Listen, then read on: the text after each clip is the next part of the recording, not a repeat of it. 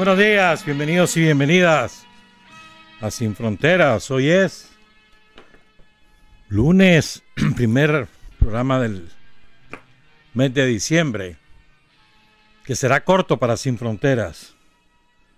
Con Carlos Hurtado Ordóñez y con Luis Enrique Guerrero, damos la bienvenida. Sin Fronteras, la revista, con William Griggs Vivado, en la primerísima 91.7 y 105.3 FM.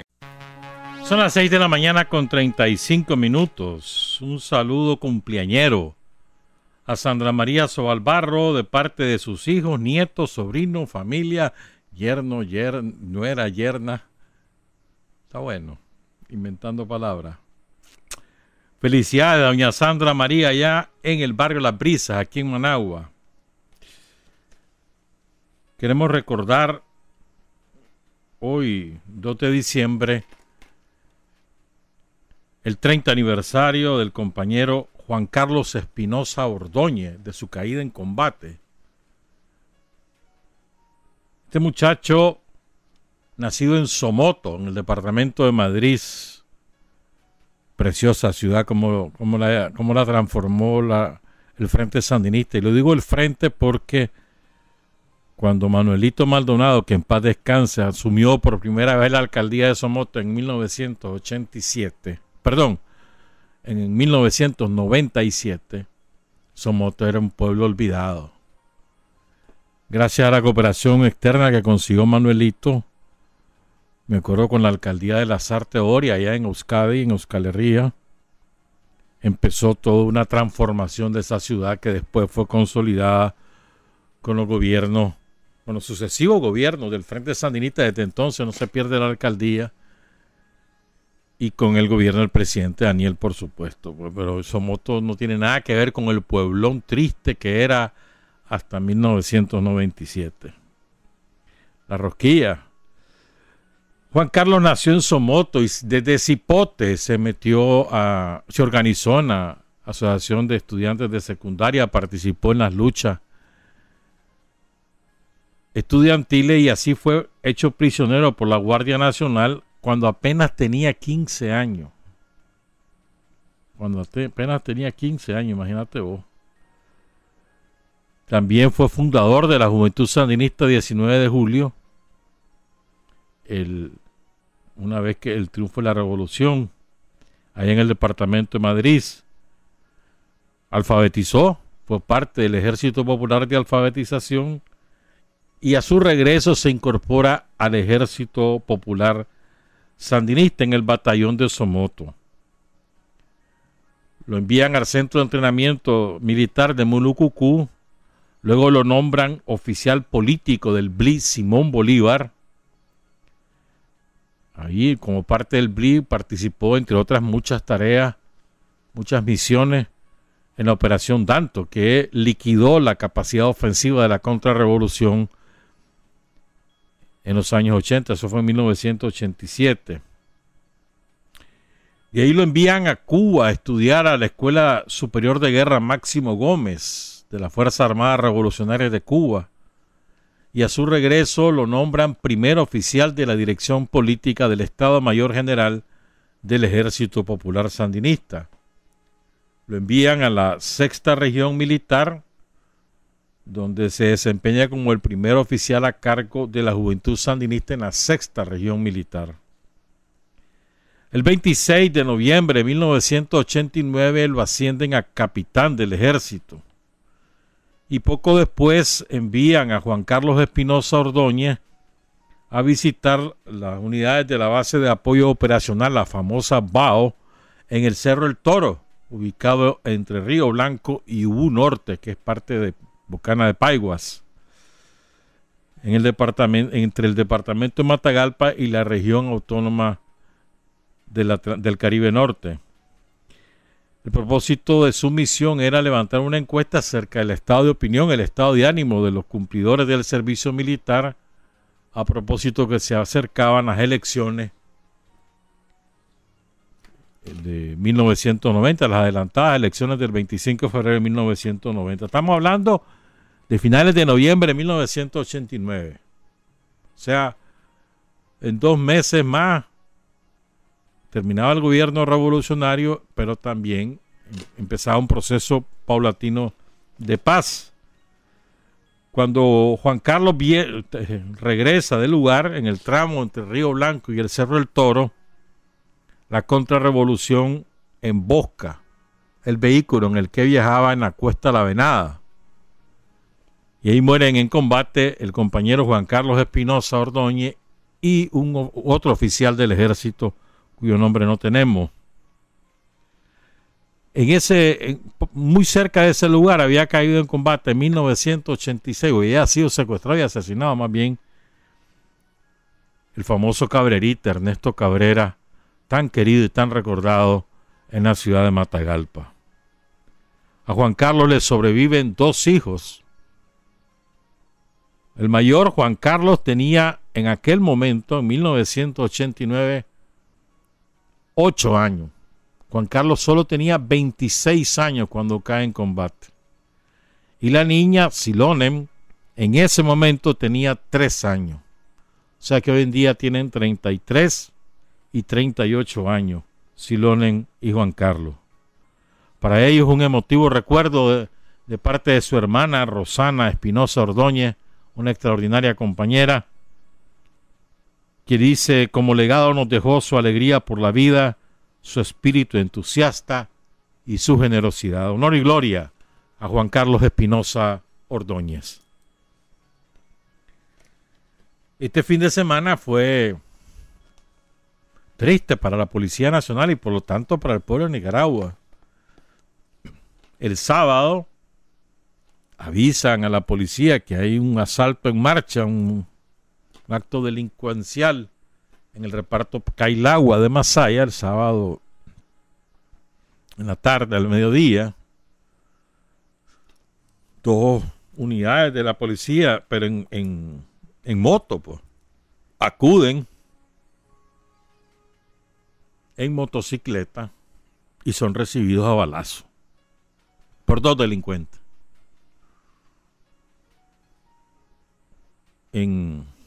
Los 3 de los 4 oficiales son gravemente heridos. Uno de los delincuentes es capturado, el otro huye. Y más tarde, a eso de las 5 de la tarde, fallece el compañero del suboficial Luis Alexander Mendieta Alemán, padre de una niña. Inicia la persecución de los delincuentes porque ahí esa era la banda de un tal Chabelo, cuyo nombre es José Isaías Ugarte López. Lo localizan en el Camino Viejo de Monimbón y Quinomo.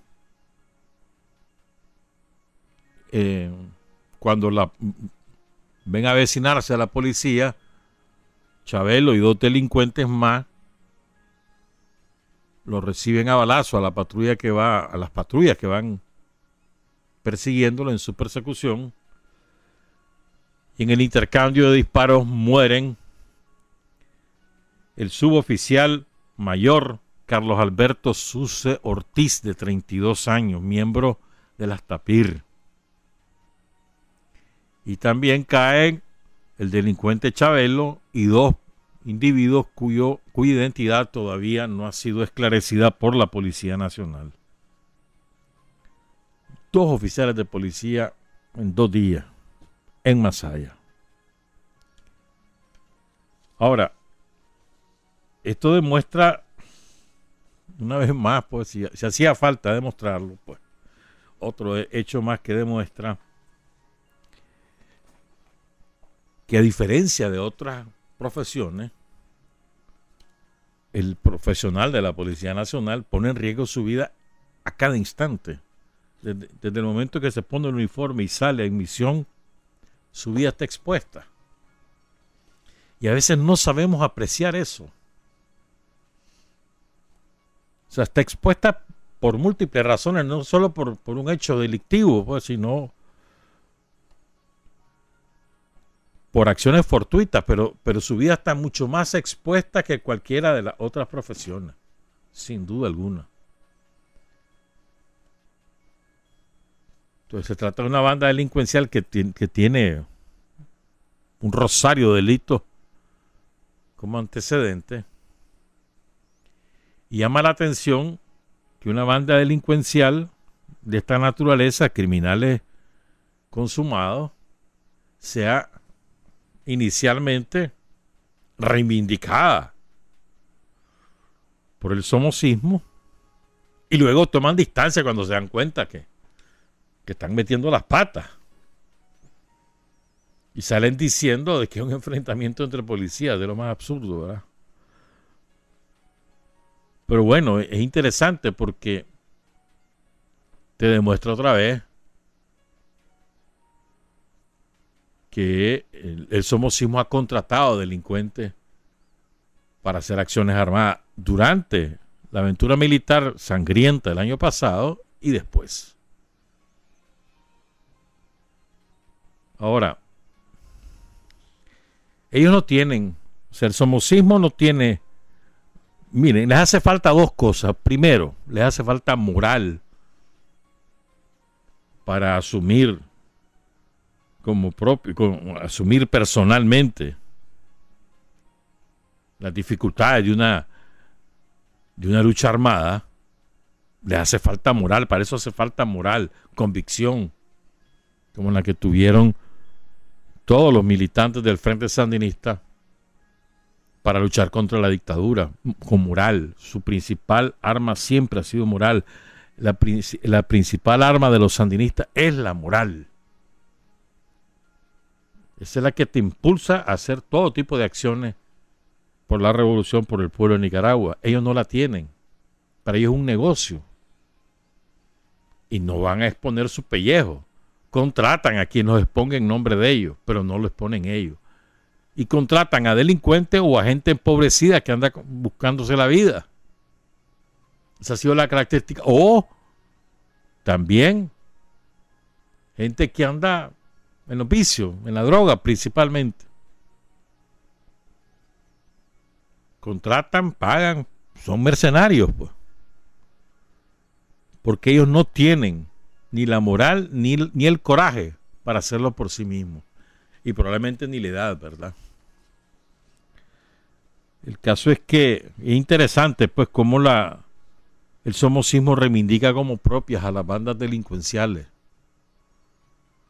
Ahí está preso un narcotraficante reconocido que estuvo metido en las operaciones del terrorismo somocista en Masaya. Y todos en Masaya saben que es un narcotraficante. Ahora es preso político, dicen. Lo agarraron con la mano en la masa, además, allá en la frontera con Costa Rica, de San Juan del Sur hacia el sur. Ah, no, pero es preso político. Y es un delincuente reconocido. Bravucón, además. Uno de los francotiradores que usó el somocismo ahí en Masaya para asesinar civiles. Ese individuo está preso por narco, sí. Ahora es preso político, sí. Es interesante cómo ellos van poco a poco quitándose la careta, ¿no? Y quedando al descubierto su verdadera naturaleza, pues la naturaleza delictiva.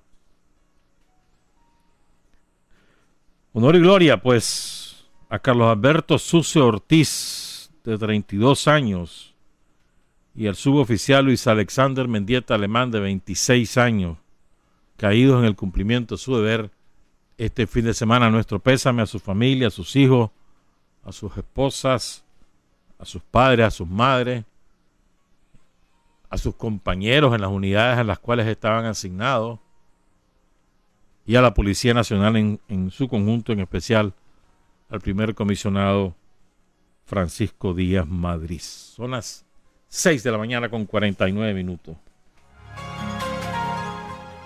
Hombre, hoy queremos aprovechar, bueno, en estos últimos días de Sin Fronteras de este año, todavía no sé si terminamos este viernes o terminamos el otro viernes. Va a depender de cómo vayan las cosas. ¿Por qué este viernes? Porque el lunes no va a haber Sin Frontera, porque es la reposición del feriado del 8 de diciembre. El Código del Trabajo establece Y cuando un feriado cae en domingo, se repone al día siguiente. Entonces, el lunes 9 de diciembre no habrá Sin Frontera. Entonces, todavía no estamos seguros si el último programa será este viernes, que es 6 de diciembre, o el 13 de diciembre. Eso lo veremos a lo largo de esta semana. Sí vamos a hacer la rifa de los libros el día viernes, este viernes. Así que tienen todavía esta semana. Han seguido llegando los correos, han venido todavía más personas a dejar su documento impreso. Hay algunos compañeros que están bastante perezosos, solo te mandan una línea, ¿cómo es? Aporte, 1, 2, 3, 4, 5, no sé, seamos serios. Hay que fundamentarlo. Tampoco es asunto de copiar y pegar, ¿verdad? Porque también ha habido compañeros que copian y pegan y tampoco es así. Por eso digo, vamos a escoger los que mayor esfuerzo hicieron, los que más aporte hacen de su propia elaboración. Que uno puede estar o no estar de acuerdo, pero hombre, se le nota el esfuerzo. Entonces eso es lo que vamos a premiar el viernes, este viernes 6, para que vaya con la Purísima. Los 3 libros son 10 premios de 3 libros cada uno, obsequiados por la compañera Marcela Pérez, embajadora de Nicaragua en el Perú y viuda de Tomás Borges. Un grano de maíz, La paciente impaciencia y el libro sobre el golpe somocista del año pasado. Bueno, entonces les decía que queríamos aprovechar este programa para ofrecer elementos que nos ayuden, que tengamos de referencia para entender un poco mejor qué es el neoliberalismo. Porque a veces creemos que el neoliberalismo, o sea, hacemos un símil, ¿no? Neoliberalismo, privatización, y es verdad. Pero ese es un solo elemento. Bueno. O neoliberalismo igual a empobrecimiento, es verdad. Pero ese es solo un elemento. Si tratamos de buscar el origen del neoliberalismo como modelo de dominación del imperialismo mundial de cualquier característica norteamericana o europea, si tratamos de buscar el origen, yo diría que el origen está más allá de Chile, o el antecedente del laboratorio que fue Chile, donde se aplica la doctrina del neoliberalismo por primera vez, es en Chile. Derrocan a Allende, asesinan a miles de chilenos, encarcelan a otros tantos, obligan a salir del país a decenas de miles y establecen una férrea dictadura respaldada por Estados Unidos. Pinochet reconocido y recibido por los reyes, por los presidentes de todo el mundo, ¿verdad? Hablando en Naciones Unidas y toda esa sinvergüenza, en la OEA no pasó nada. Entonces, el modelo económico con la famosa escuela de Chicago se aplica por primera vez en Chile, que sirve de laboratorio y se hacen verdaderas atrocidades. Pero el antecedente, creo yo lo ubicaría en el informe Rockefeller de 1969. Básicamente ese informe dice muchas cosas, pues, pero quiero rescatar una para soportar esta idea que tengo yo de que este es el antecedente del neoliberalismo. Para ese momento, 1969, ya ha pasado el Concilio Vaticano II, que significó un vuelco total en la Iglesia Católica, que tenía una enorme influencia en América Latina. Significó un trabajo pastoral en las comunidades empobrecidas de América Latina con una nueva forma de hacerlo, con un protagonismo radical de los propios feligreses en las actividades pastorales y con un mensaje liberador apoyándose en la doctrina de Cristo, y que empieza toda una toma de conciencia, la creación de las comunidades eclesiales de base, no solo en Nicaragua, sino en principio, en primer lugar, en Brasil, pero también en Panamá, en El Salvador, en México, en el mismo Chile, en menor medida, pero también, bueno, ahí nace el Mapu famoso, en toda América Latina. Y empieza una vigorosa participación de la gente en su quehacer político y social a partir de su fe católica.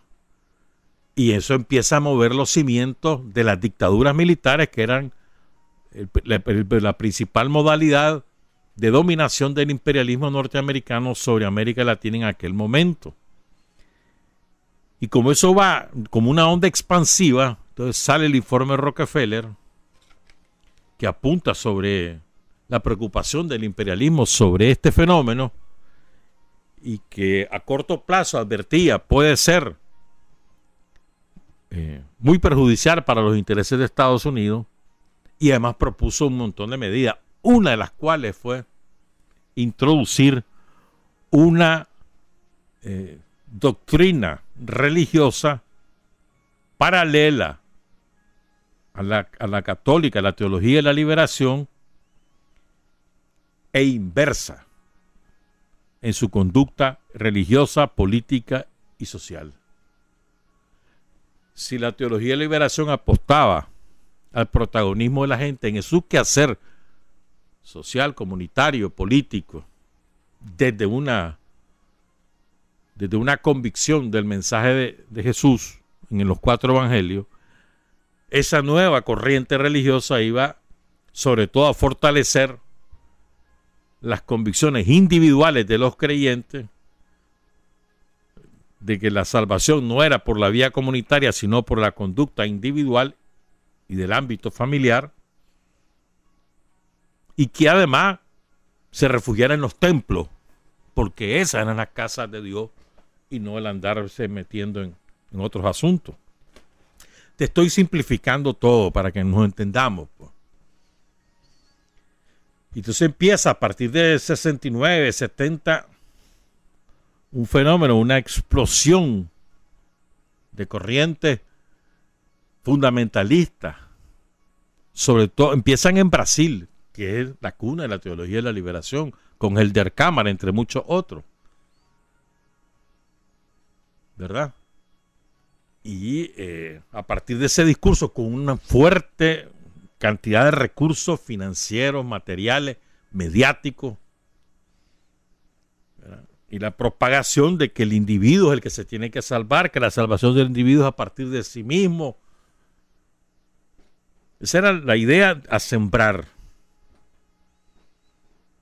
¿verdad? Que las cosas están mal y se van a poner peor si vos te portás mal, mejor portate bien. Limitate a lo tuyo, no te andes metiendo en cosas que no te corresponden.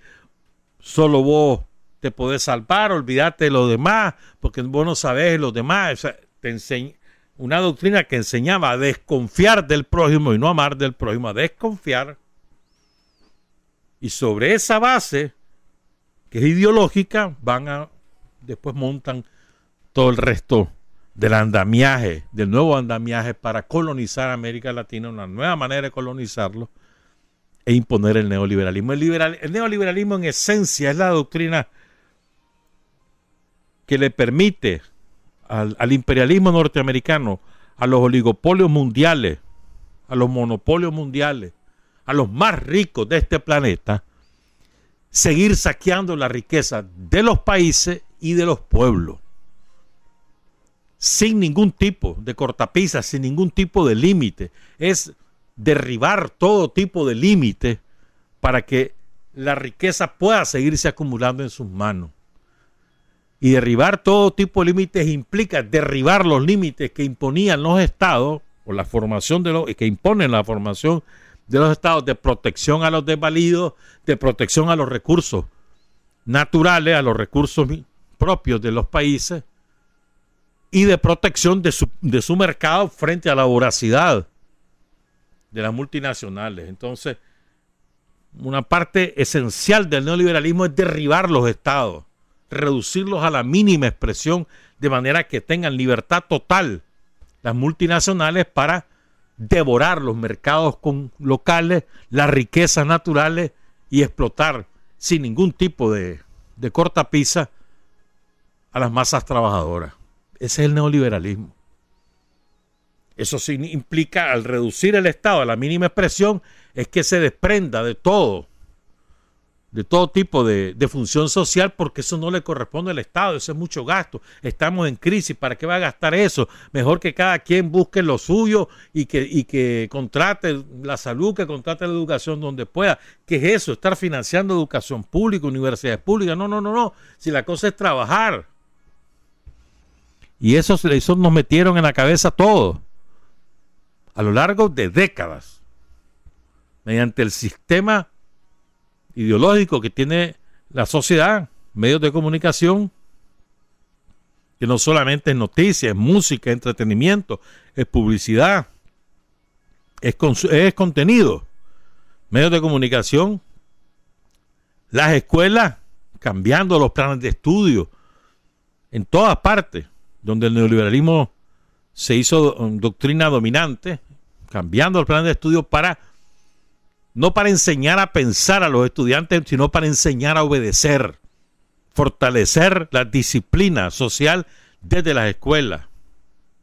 Y con el empuje del conservadurismo religioso, no solamente a partir de nuevas corrientes, sino también neutralizando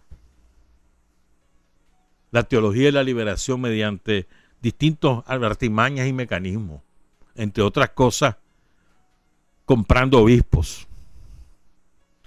Y así funcionó eso. Les costó un par de décadas, pero lo lograron. Y hoy tenés el conservadurismo religioso como la tendencia dominante, por abrumadora mayoría, la tendencia dominante en las corrientes cristianas, el conservadurismo, el fundamentalismo. Su máxima expresión, gente como Bolsonaro en Brasil, o Camacho en Bolivia, que acaba de hacer el golpe de Estado y que ahora quiere ser presidente de Bolivia, o Trump en Estados Unidos y toda su cofradía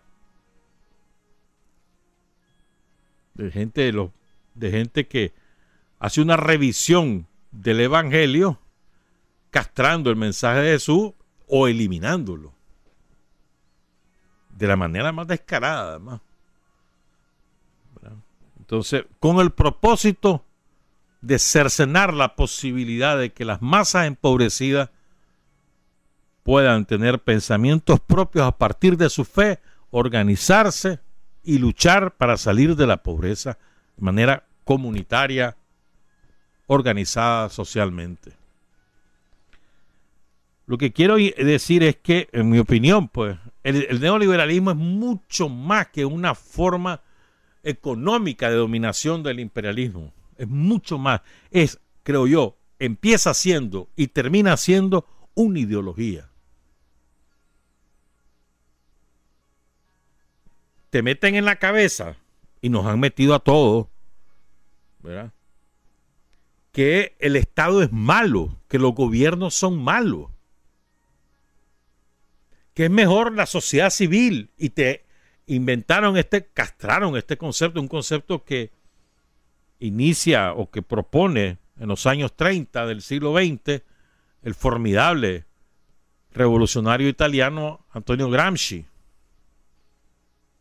Formidable, maravilloso, sus escritos.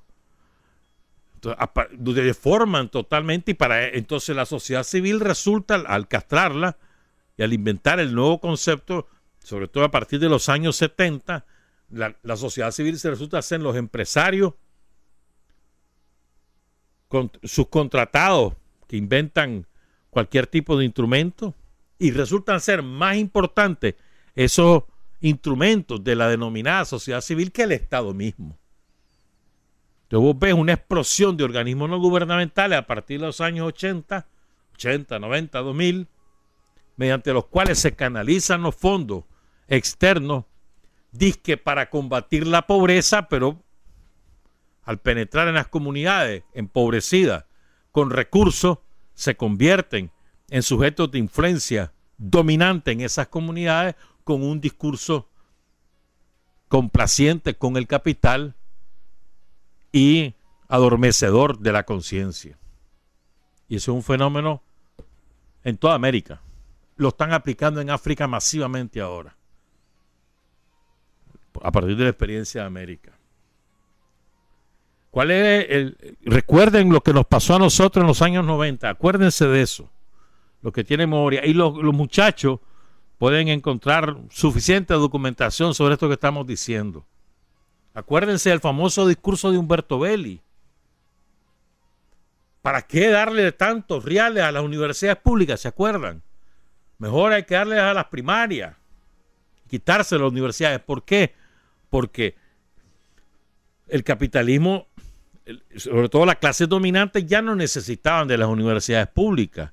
Hasta los 80 en Nicaragua, 70 en el mundo, en América, 70, a mediados de los 80, las clases pudientes, las clases medias también, necesitaban las universidades públicas para educar a sus hijos. Pero a partir de que se va concentrando la riqueza en esas pocas manos, ya no necesitan esas universidades. Mandan a estudiar a su gente a Miami, a Boston, a Nueva York, a Europa. Ya no necesitan, porque tienen reales suficientes y van y los mandan fuera. O inventan sus propias universidades para formar su capital humano. Entonces no necesitan universidades públicas y le hacen aparecer a la sociedad como que las universidades del Estado son gastos inútiles.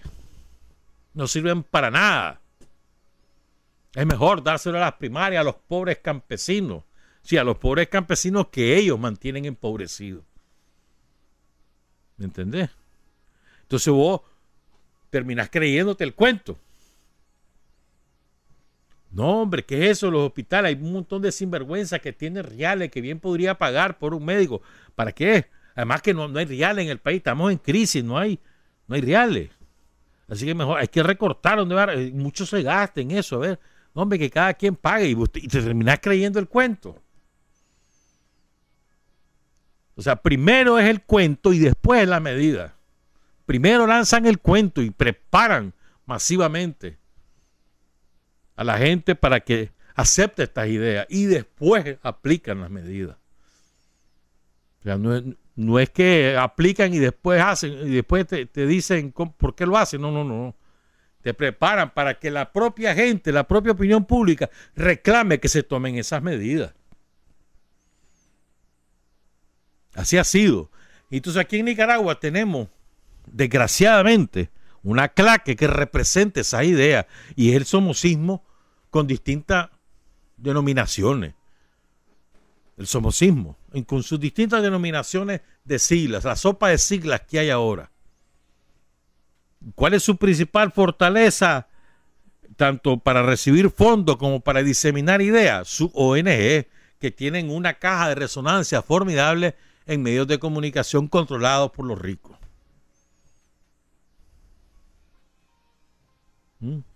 Si realmente lo que vivimos en Nicaragua en los años 90 no fue ni democracia ni gobiernos liberales o conservadores, fue una plutocracia.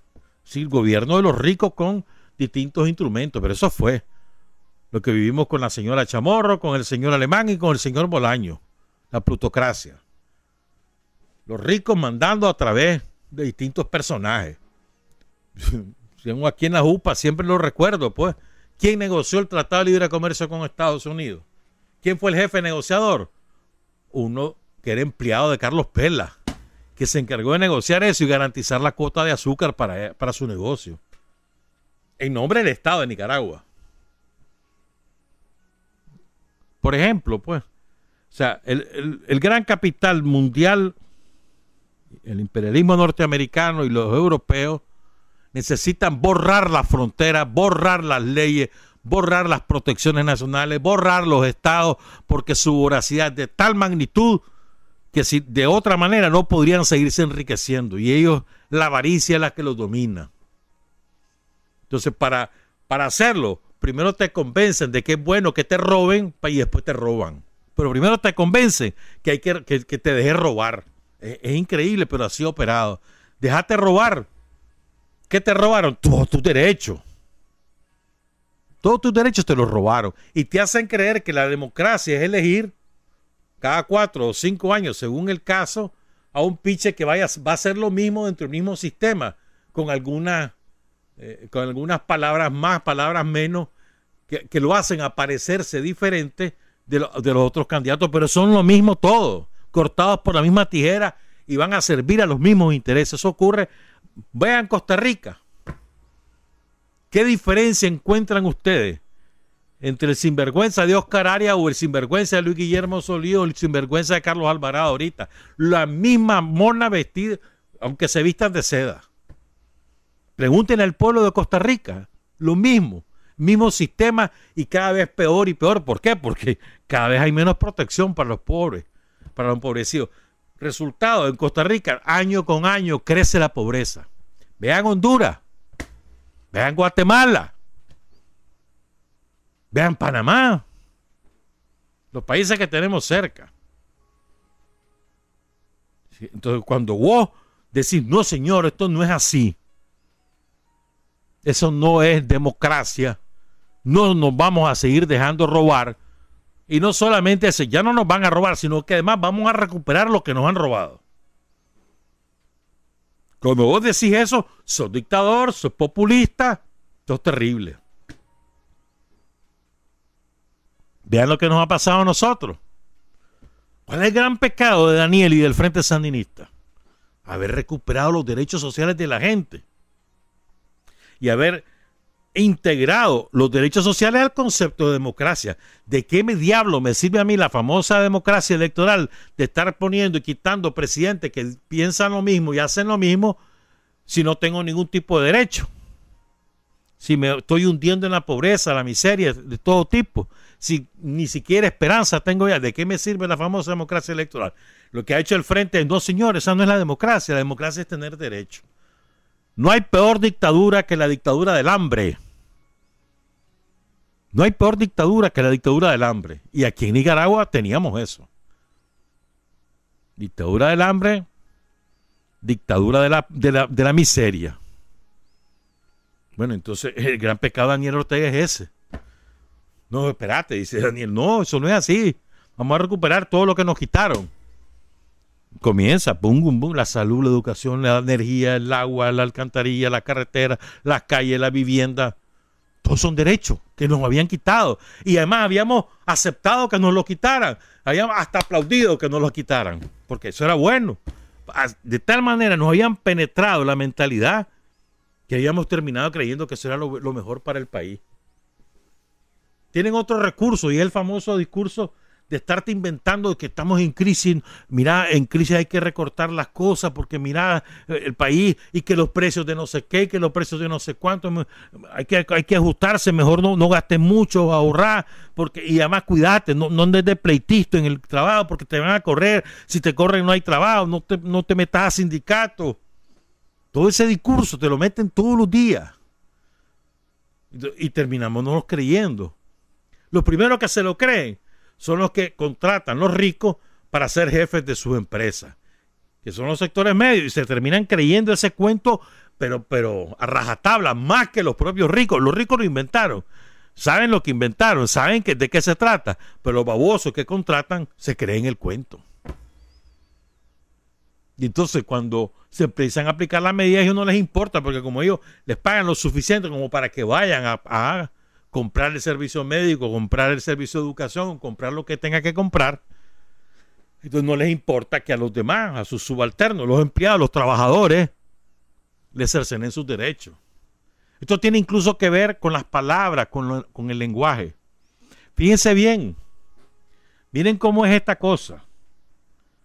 Ya ahora ya nadie dice trabajadores, ahora nos llaman colaboradores.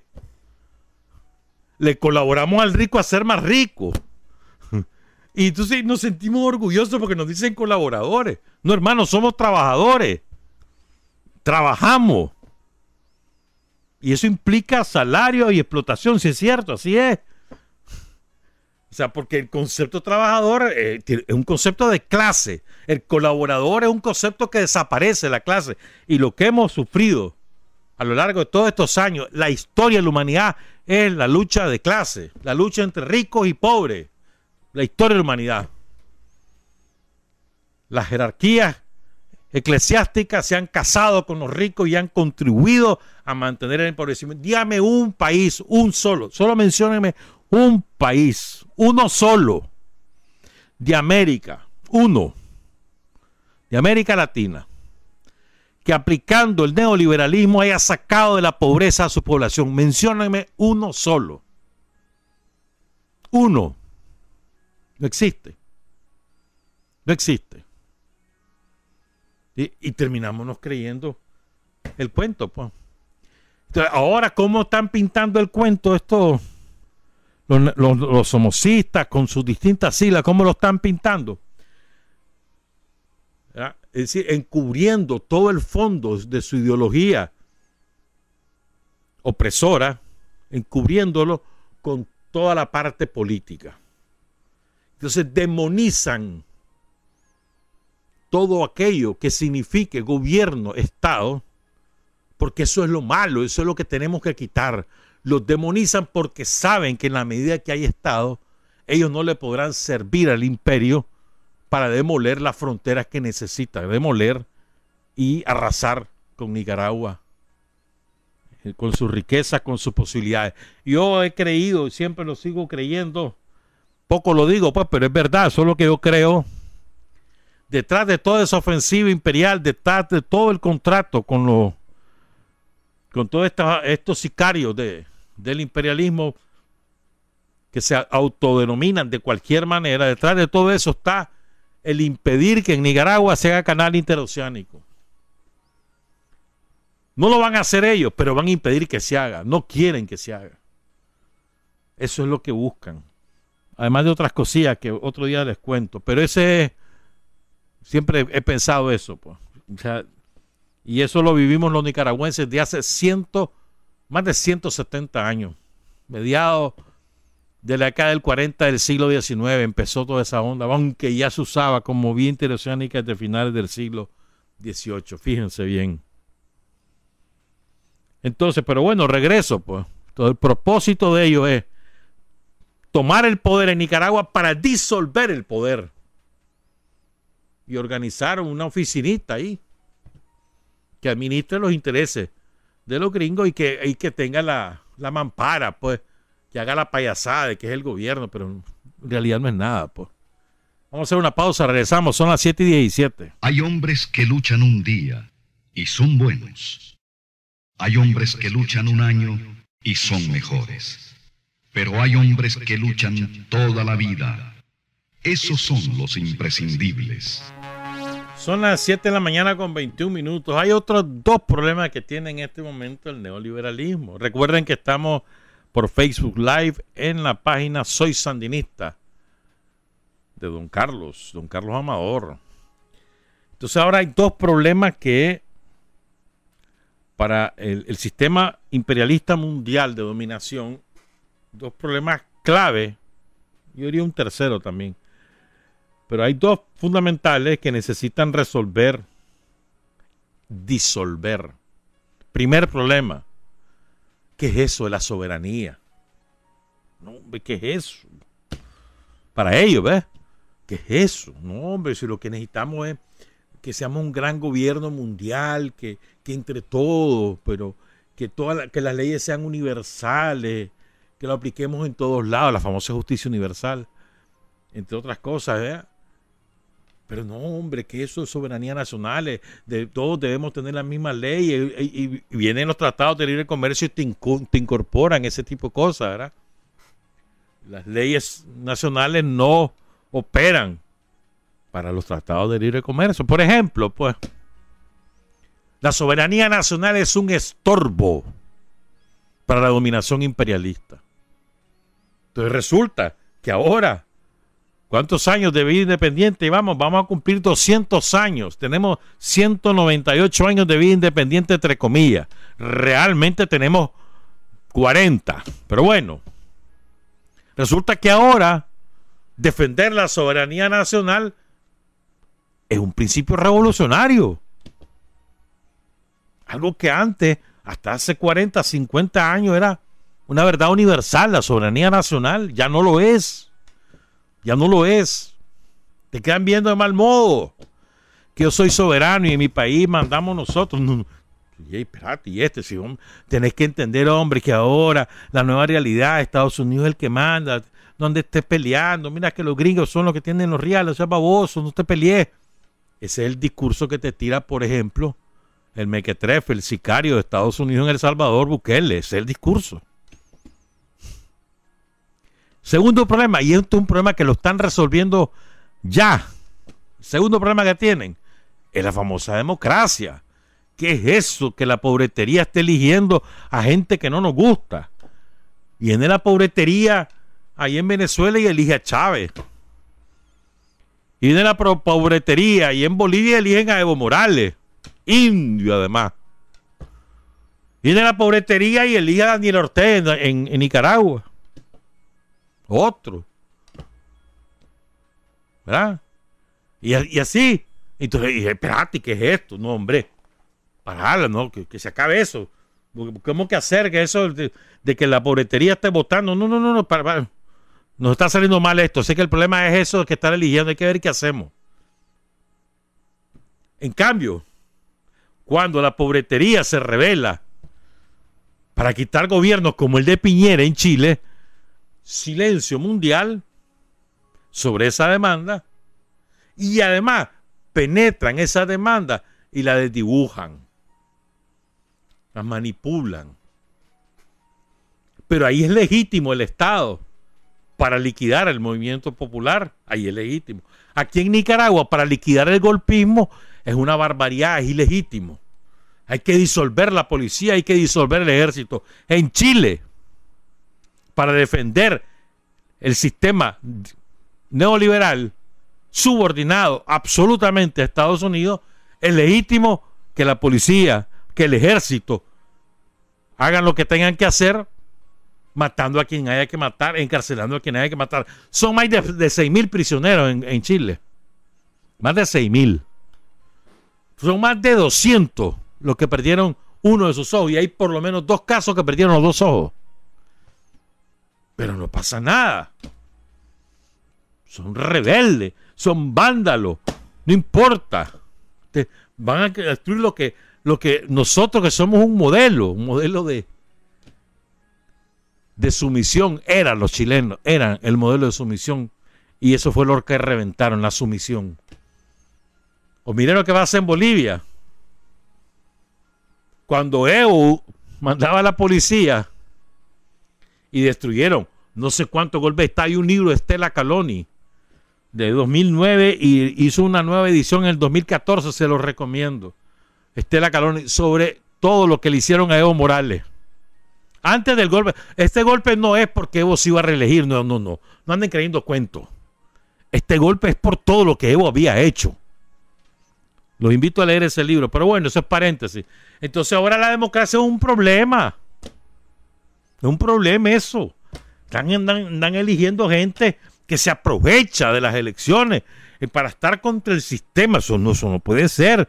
Entonces van a comenzar a legislar. Acordate de mí.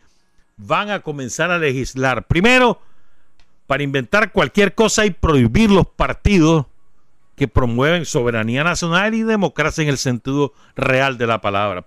Para comenzar, ya lo van a hacer en Brasil, liquidando a Lula, pero de paso quieren liquidar al Partido de los Trabajadores.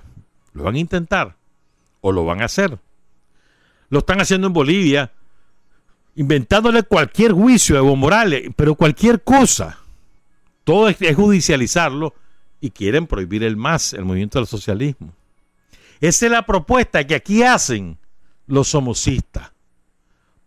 ¿Verdad? Que si ellos toman el poder, no solamente nos van a liquidar físicamente, a los que queden, ¿verdad? Van a prohibir al Frente Sandinista, igualito que hicieron los marinos norteamericanos cuando prohibieron a los celayistas en 1912, prohibidos por andarse oponiendo a los Estados Unidos, o lo que hicieron a través de Somoza, de prohibir pronunciar el nombre de Sandino, pronunciarlo. Es decir, Ellos van a buscar cómo impedir que nuevos partidos, a impedir nuevos triunfos de partidos políticos o de candidatos que propongan algo diferente a la doctrina oficial del neoliberalismo. Como que 2 más 2 son 4. Por eso la judicialización de los casos. Por eso enjuician a Correa ahí en Ecuador y a toda su gente. Mírate, hubo una rebelión popular indígena principalmente en Ecuador. ¿A quiénes han metido presos? No a los líderes de los indígenas. Han metido presos a los líderes correístas porque son los que pueden políticamente catalizar el descontento popular en Ecuador. Por eso lo intentan liquidar y van a tratar de judicializar al propio partido de Correa. Y vas a ver. Ese es el sendero que van agarrando. Porque es un estorbo. La democracia electoral es un estorbo para el neoliberalismo en este momento. No les interesa ya. Una de dos. O la democracia electoral se restringe a los partidos dentro de su sistema, o la democracia electoral se acaba y nos vamos por los golpes a ver qué hacemos. Miren cómo son de hipócritas. Te colocan a Cuba como modelo de dictadura porque solo hay un partido. Decime vos, ¿qué diferencia hay en Nicaragua entre el Partido Conservador, el Partido Liberal de Alemán, el Partido Liberal de la Rata Montalegre? Decime qué diferencia hay. Es un solo partido con distintas siglas. ¿Qué diferencia hay en Costa Rica entre el Partido Liberación Nacional o ya ni me acuerdo los nombres de los otros partidos de ahí de Costa Rica? ¿Qué diferencia hay? ¿Qué diferencia hay en Honduras entre el Partido Nacional y el Partido Liberal? ¿Qué diferencia? Ninguna. Son marcas de un mismo producto. Defender el sistema, el neoliberalismo. Entonces, claro, pero te hacen creer que son diferentes. Y vos caes en la trampa. Vos caes en la trampa. Entonces Cuba tiene es transparente, hermano. Aquí solo hay un partido. Y defendemos el sistema creado en este país. Muerto. ¿Qué diferencia hay entre republicanos y demócratas? Decime, a ver. Échame ese trompo en la uña, a ver. ¿Qué diferencia hay?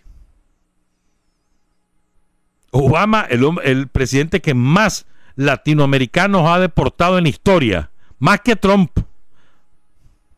Y él era defensor de los inmigrantes, supuestamente, y negro. Obama, ¿cuántas guerras hizo? ¿Cuántos países destruyó? Siria, Libia, entre otros muchos. Entonces, no andemos creyendo. Pero el caso es ese, pues ahorita hay 2 estorbos. Hay un tercer estorbo ahora, creo yo. ¿Qué es eso? Libertad de expresión. ¿Qué es eso? Ahí en Bolivia y en Ecuador, prohibido. Telesur y Rusia Today RT, prohibido. Porque esos andan propagando lo que estos vándalos dicen. En Chile creo que también. Lo hizo Macri en su momento y después rectificó.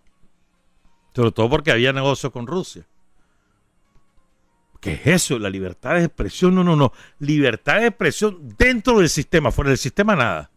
Y nos quieren exigir a nosotros que tengamos libertad para propagar el odio, que es lo que hace la prensa, lo que hace el Canal 10, lo que hace el Canal 12, lo que hacen los diarios digitales en manos de los sicarios de Estados Unidos.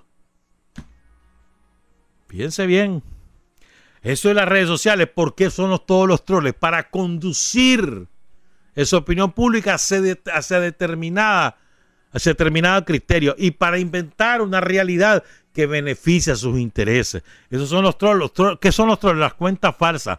Contratan a 15, 30, 100 individuos que cada uno de ellos maneja entre 15 y 30 cuentas falsas de Facebook y de Twitter y se encargan de comentar y de difuminar, diseminar informaciones mentirosas o medias verdades a partir de un centro de creación de contenido.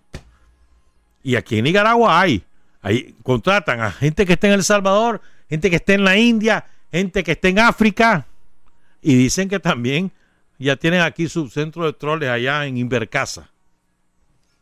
Pero bueno, eso no lo tengo confirmado, pero eso es lo que se dice. ¿Para qué? Para conducir, porque ¿qué es eso de la libertad? ¿Qué es eso de que la pobretería esté opinando sobre cosas que no sabe? Decirle lo que tiene que opinar. Decirle cómo lo tiene que opinar. Y entonces te producen montones de contenidos que a fuerza de ir leyendo y leyendo un montón, terminas creyendo que es verdad. Y luego están las famosas manipulaciones que se hacen en el discurso, que ya las conocemos de antaño, sobre las emociones de la gente. Las emociones. O sea, se dirigen más que al raciocinio del público, a que reaccione primitivamente con emociones artificiales, creadas artificialmente. Y eso ya lo tenemos ultra estudiado todo. Eso ya lo sabemos, cómo es la cosa, pues. Me acuerdo, no sé si te acordás aquel invento, que fue un invento. ¿Por qué te utilizan a los curas? ¿Por qué utilizan a los curas? No solamente porque son los curas como por sí mismos, la mayoría, pues no todos. Ni siquiera la mayoría, podríamos decir, pues no, una gran parte del clero y de los obispos. ¿Por qué? No solamente porque ellos son parte de la conspiración como individuos, sino porque utilizan el sentimiento religioso para afianzar el miedo y la creencia de que el adversario es antirreligioso, es antidivino, es antidios. Para afianzar una emoción. ¿Qué es lo que piensa un católico promedio? El cura es el representante de Dios, es el interlocutor con Dios. ¿Me entendés? Y utilizan esa figura poderosa. Y sacan imágenes. Le salió mal el invento de la Virgen que sudaba, ¿viste? Le salió mal. Ya no pasó a más. Pero van a inventar otra y vas a ver, van a inventar más. Te aseguro. Porque es la manera de manipular las emociones. Se asienta sobre las creencias tradicionales de un segmento de la población y por ahí van. Y la otra es fortalecer el individualismo. No te metas a problemas, no te metas en política. Estos son pleitistas. Ya. No te metas a esos pleitos. Vos, tu familia, vos cuida a tu familia, no te preocupes por los demás. Y no te andes metiendo en pleitos, no te metas en discusiones. Y te hacen creer ese cuento, hermano. ¿Te acordás que eso es lo que decían en los años 90 y 2000? Que eso es lo que decían a los estudiantes universitarios.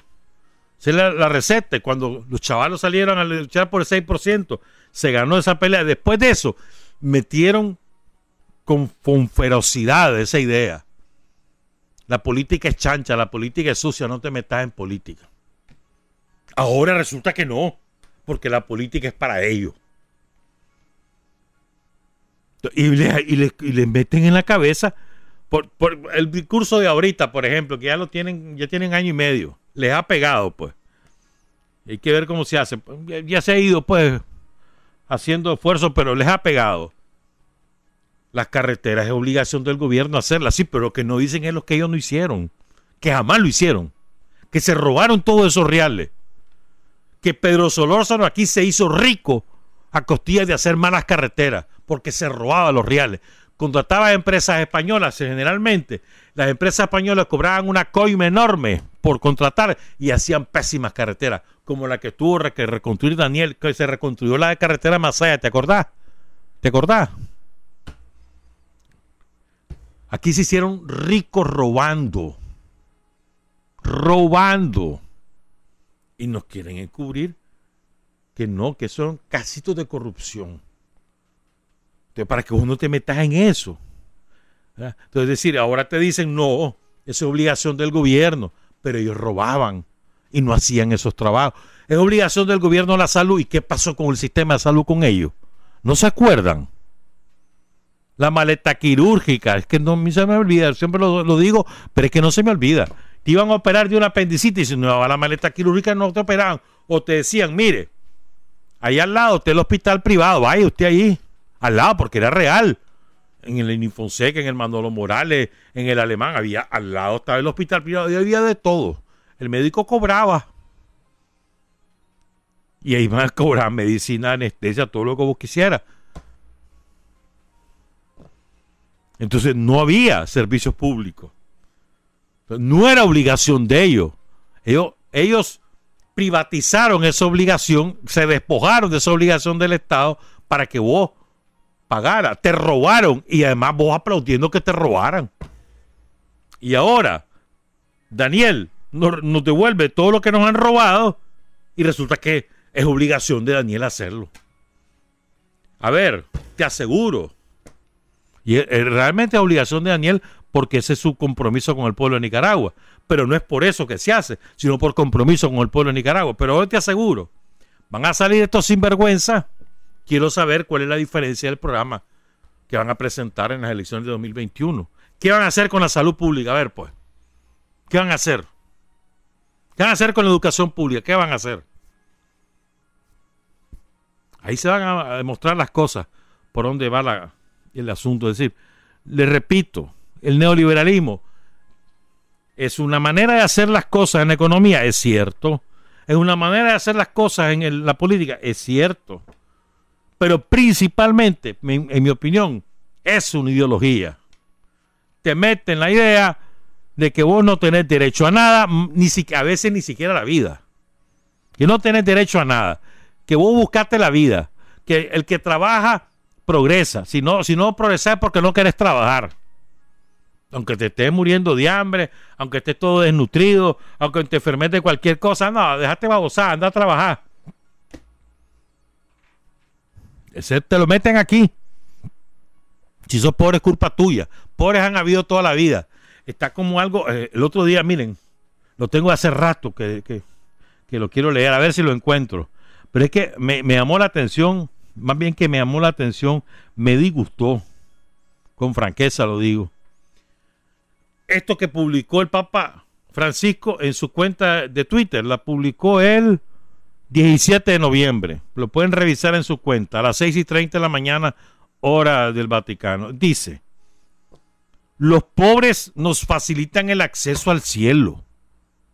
Ya desde ahora son el tesoro de la iglesia.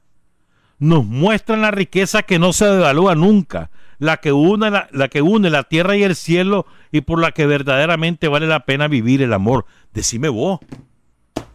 Los pobres, entonces que existan siempre los pobres, porque solo es que le facilita a los ricos ir al cielo. O sea, se puede pensar de una manera tan aberrante. Tan aberrante. Y eso lo dice el Papa Francisco. Los pobres facilitan el acceso al cielo. ¿Qué te están diciendo? Que haya pobres siempre, porque así, cuando vos das la caridad, te ganas un sitio en el cielo. Ah. Es increíble, pues. A ver, no hay mayor democracia que todos tengamos los mismos derechos. Daniel, el Frente Sandinista nunca ha pedido hacer la revolución a costillas de los que tienen recursos, los que tienen resuelta la vida. No se ha hecho eso. Lo que se ha dicho es: ustedes tienen esos recursos y está muy bien que los tengan. Ustedes tienen esos derechos y está muy bien que los tengan. Ahora lo que queremos es que los demás, que somos la mayoría, tengan esos derechos. Eso es lo que queremos, ya está. Pero claro, como aquellos, los que ya tienen, dicen: esperate, y ahí se va a gastar esos reales en la pobretería. Esos reales podrían ser de nosotros mejor. Esa es la gran discusión. Entonces ya ves, según el Papa, jefe de la Iglesia Católica, los pobres nos facilitan el acceso al cielo. Ya desde ahora son el tesoro de la Iglesia. Tesoro de la Iglesia. Y el Vaticano es uno de los países más ricos del mundo. Hombre, de verdad, a mí me sacó de aquí. Y miren que desde el 17 de noviembre lo tengo y me he aguantado ¿cómo estaría en el momento? Cuando yo leí eso me quedé pasmado, espantado. Y ese es el discurso que te tiran algunos curas y algunos obispos. Entonces, el pobre sí, pobrecito, ya vas, medio lo saludaste, ya está, pero te fuiste a alzar con el rico. Mira, el cura, ya tiene que ir a la extremunción, tengo que hacer el sacrificio porque es el pobre, pero ya más tarde ya estoy con el rico. No, ¿Qué hicieron en los tranques? No fueron a bendecir los tranques, donde se torturaba, se secuestraba, se violaba, se robaba, se asesinaba. ¿No se acuerdan? ¿Qué hicieron los curas ahorita en Bolivia? Ir a bendecir a la policía. Después, al día siguiente de la masacre, lo fueron a bendecir. ¿Qué están haciendo en Chile? Igualito. O sea, digo, creo que tenemos que abrir bastante los ojos, aprendernos, estudiar todas estas cosas, muchas más. Aquí quedó mucho que hablar. ¿Verdad? Para contarle a la gente cómo es el asunto. Ese es nuestro trabajo. Por eso siempre he dicho yo, Daniel, el gobierno, han hecho todo lo que tienen que hacer y bastante más. Defienden el Estado, defienden los derechos y reconstruyen los derechos de la gente, administran el poder, etcétera. Nos toca a nosotros irle a contar esto a la gente, hombre. Contárselo, explicárselo, escuchar además qué tienen que decir al respecto y entonces entablar un intercambio de criterios, pero que la gente lo sepa. Todo el mundo. Todo el mundo es todo el mundo. Vivas en Prinzapolca o vivas ahí en los Altos de Santo Domingo. Todo el mundo. Bueno. Luchar para vivir. Vivir para luchar. Patria y libertad. Revolución es sentido del momento histórico. Es cambiar todo lo que debe ser cambiado. Es igualdad y libertad plenas. Es ser tratado y tratar a los demás como seres humanos. Es emanciparnos por nosotros mismos y con nuestros propios esfuerzos. Es desafiar poderosas fuerzas dominantes dentro y fuera del ámbito social y nacional. Es defender valores en los que se cree al precio de cualquier sacrificio. Es modestia, desinterés, altruismo, solidaridad y heroísmo. Es no mentir jamás ni violar principios éticos. Es convicción profunda de que no existe fuerza en el mundo capaz de aplastar la fuerza de la verdad y las ideas. Revolución es unidad, es independencia, es luchar por nuestro sueño de justicia para Cuba y para el mundo, que es la base de nuestro patriotismo, nuestro socialismo y nuestro internacionalismo.